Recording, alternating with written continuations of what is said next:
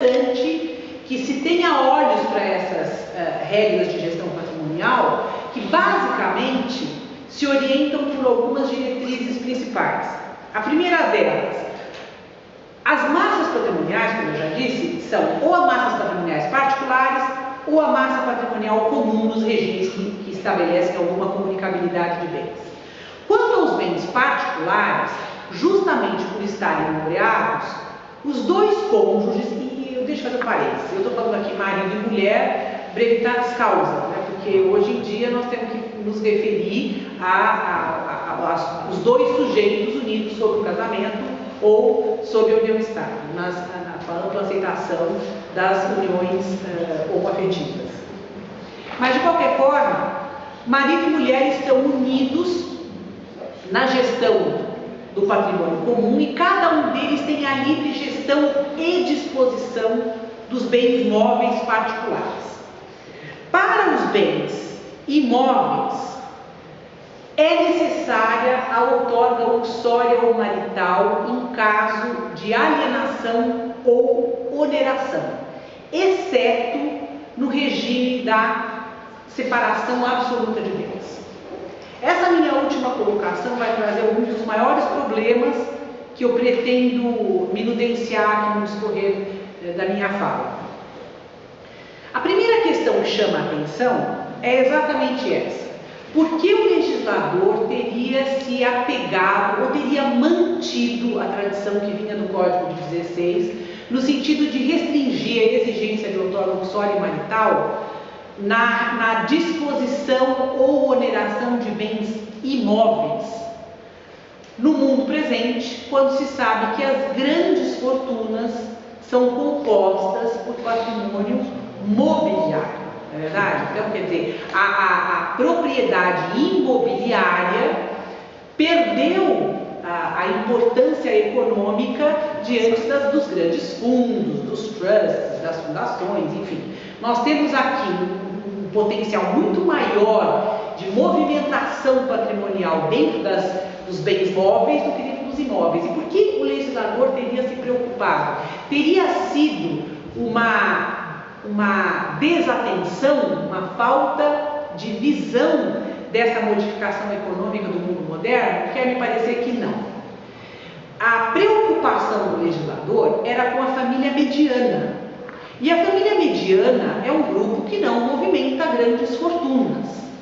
Ao estabelecer a necessidade da outorga uxória marital para a alienação de bens imóveis comuns ou particulares, exceto no regime da comunhão, da separação absoluta de bens, o legislador pretendeu garantir ao outro cônjuge a possibilidade de opinar sobre os atos praticados pelo primeiro deles. Ou seja, de averiguar a conveniência e a vantagem econômica do ato de disposição ou de oneração de bens que pudessem comprometer a segurança econômica da família. Via de regra, para a família mediana, essa segurança econômica será comprometida se a oneração ou a alienação tiver como objeto bens imóveis. Porque se a família tiver um potencial econômico tão elevado que ela está fazendo uma movimentação tão grande de imóveis a ponto de ser mais valioso do que os bens de raiz que eles detêm, então aí o direito já não precisa mais se preocupar com essa sustentabilidade econômica, porque certamente essa família já foge dos padrões medianos. Então, no meu entendimento, justifica-se a manutenção da exigência de outorga uxória marital com relação à propriedade imobiliária e não mobiliária, por essas razões que eu acabei de explicar. Outra questão que é importante destacar a respeito de outorga uxória marital é a participação do cônjuge que é chamado a manifestar a sua vontade quando o bem é particular ou quando o bem é comum no casal.